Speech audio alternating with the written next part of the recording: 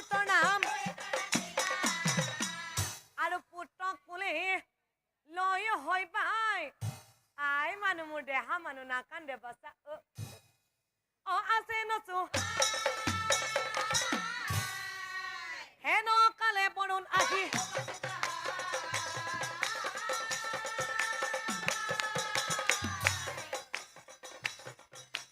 হেন কালে বৰুণ আহি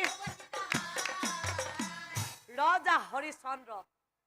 তুমিতো কৈছিলা যে এক মাহ সম্পূৰ্ণ হলে যজ্ঞ পাতিব পাৰিম বুলি কোটা আজি দেখোন তোমাৰ পুত্ৰৰ বয়স 7 মাহ সম্পূৰ্ণ হল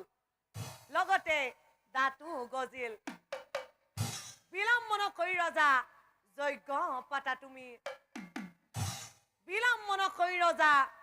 যজ্ঞ পাতা তুমি প্ৰভু প্ৰভু হৰিচন্দ্ৰই বোলে প্ৰভু শুনা কওঁ মই প্ৰভু এই যে কৈছে দাঁত গজা বুলি আচলতে কি জানে প্ৰভু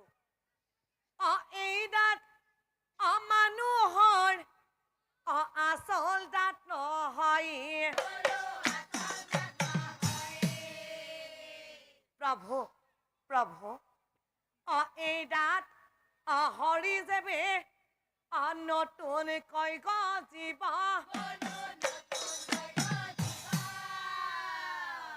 তেতিয়াহে পুত্ৰ মোৰ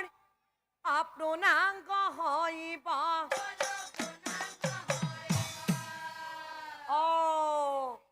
হয় নেকি তাৰ মানে আজিও যজ্ঞ নপতা বাচ্চা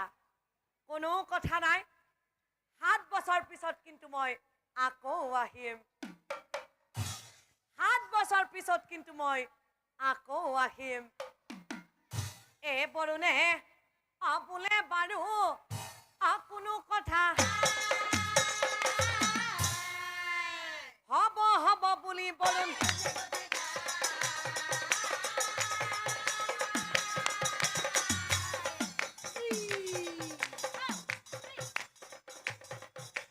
হব হব বুলি বৰুণ আৰু আনফালে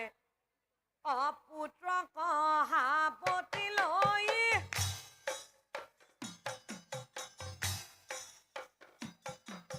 কান্দে হৰিচন্দ্ৰ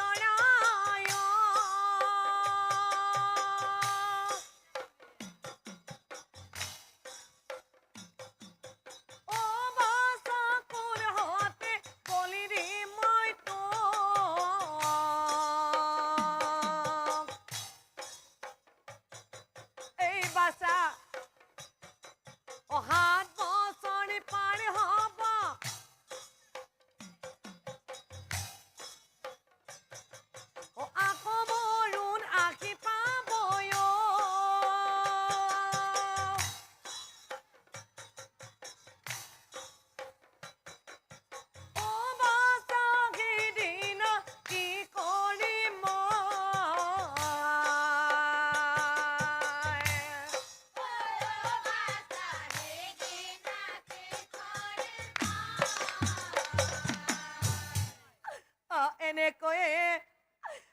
কান্দি থাকে হৰিচন্দ্ৰ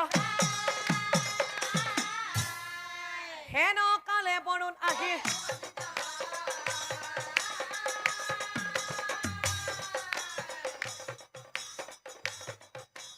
হেন কালে বৰুণ আহি ৰজা হৰিচন্দ্ৰ আজিতো তোমাৰ পুত্ৰৰ বয়স 7 বছৰ সম্পূৰ্ণ হল ইমান দিন মই অহা নাছিলো মই কৈছিলো নহয় 7 বছৰ সম্পূৰ্ণ হলে মই আকৌ আহিম বুলি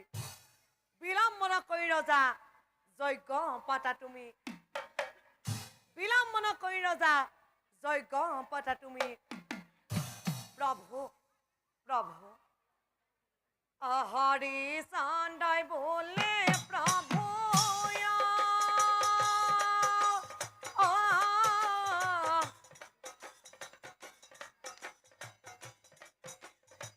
ধৈৰ্য ধৰ